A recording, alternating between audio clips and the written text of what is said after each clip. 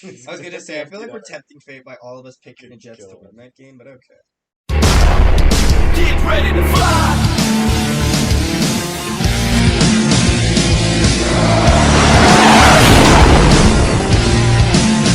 Good morning, afternoon, evening, ladies and gentlemen. My name is Zachary Nolan. Carter Nolan is behind the camera. Of course I am. Welcome back, guys. And this is a tough one. This is a tough one for a couple reasons. First off, as you may have noticed, our pre-intro was from our most recent podcast episode, which you should definitely go check out on the Prairie Puck Podcast YouTube channel. There's a link down below. Also, it was the first and only podcast that we'll have for a while that was in person, and that was amazing. Honestly, it was the most fun I've had on a podcast in a while. But yeah, this game, though, is tough. This is a tough one to swallow, and let's get into it. So first off, full disclosure, I didn't watch all of this game. I didn't watch a lot of this game. I saw most of it before it turned to crap, and I did see the goals. However, there will be no reactions tonight. I'm sorry, but you see, I had to work. I had to ref 3 hockey games, then overlapped, and that's unfortunate. Although it is kind of a sign of happens. Like, you know, I think we can all relate to that, having to work sometimes. So, you know, it is what it is. It was a lot easier in the first year when my work was just, I'd be like, thank you, Serb, and then I'd go out and watch a Jets game from home. It was great. But yeah, this is a tough one because going into this game, well, first off, before we get any further, this video is, of course, sponsored. Thank you. You hate when you can't find your preferred sports betting site? Bet99! Bet99! Caramba! Caramba! Spreads? This doesn't look like cool bets. Betway! Betway! Ah, it's a spider! Well, that is a problem no longer. With BetStamp, you have access to all your favorite betting websites all on one platform. Just pick the game and select the best money line to ensure you make the most for every bet you make. To take advantage of this extraordinary opportunity, make sure you download BetStamp from the App Store or use the link in the description below and use referral code NHP to let them know you're coming from us and you're saving money. Now, without further ado, let's get back to the video. Yes. Check them out. Please do check them out, honestly. But yeah, no. I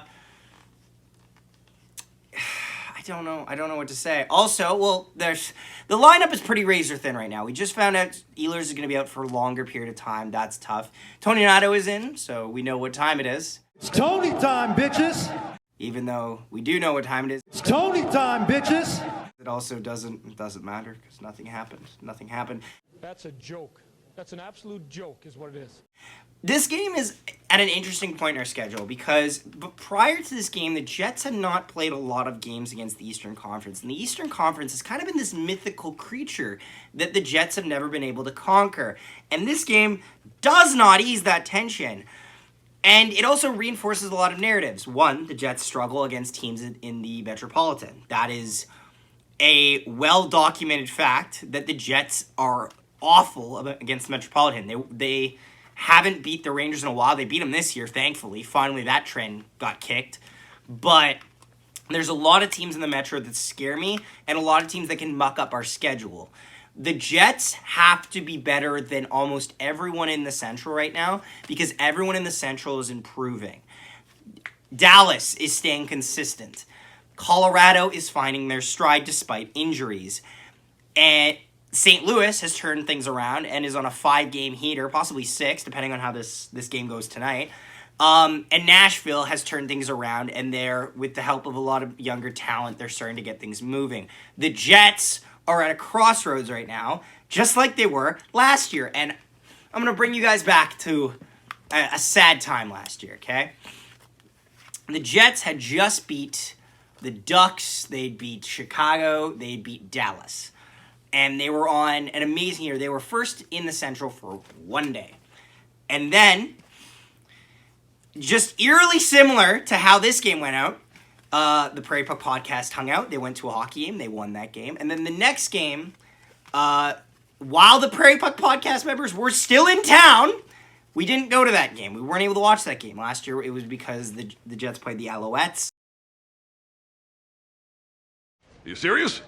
And this year, it's because I'm worked. sorry, the Jets played the the Alouettes? Bombers played the Alouettes. Not the point. And what happened is the Jets got shut out for the first time in the season. Well, last year it was 2 or 3-0 to New York, the Islanders. This year it's 3-0 to Pittsburgh. I'm scared. I'm just scared of this. And there was a lot of problems tonight. Like, while I liked the offense that was generated, it showed a painful awareness of the lack of depth offensively that we have in terms of goal-scoring abilities. This team is built to defend offensively in their bottom six. They're not meant to score, or they're not built to score.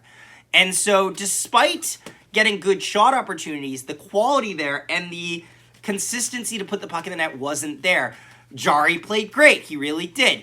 Hellebuck played fine until he won the Mike Award in literally the last 2 minutes of the game. Because if you're a goaltender, tend the goal! Like, honestly, it looked like Hellebuck was going for his first assist on the season. Problem was, it was on the wrong team! But, like, I'm frustrated by this, and I'm scared. Because the Jets cannot crumble after this adversity. They need to stay consistent. For every loss, they need to win at least 2. That's the way I'm looking at things. I don't want to see them lose 2 straight because that just opens the door on Pandora's box for a lot of shit to go wrong.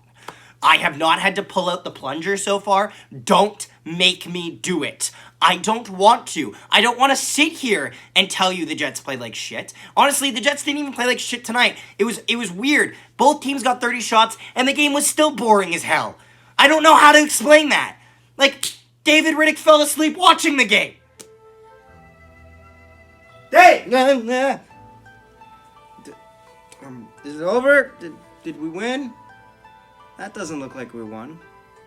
Alright, like, it's tough. It's a tough pill to swallow, and one that we eerily, sarcastically predicted on the podcast. And I don't really want to point the finger at anyone because it's just one loss. It's their 5th loss of the season.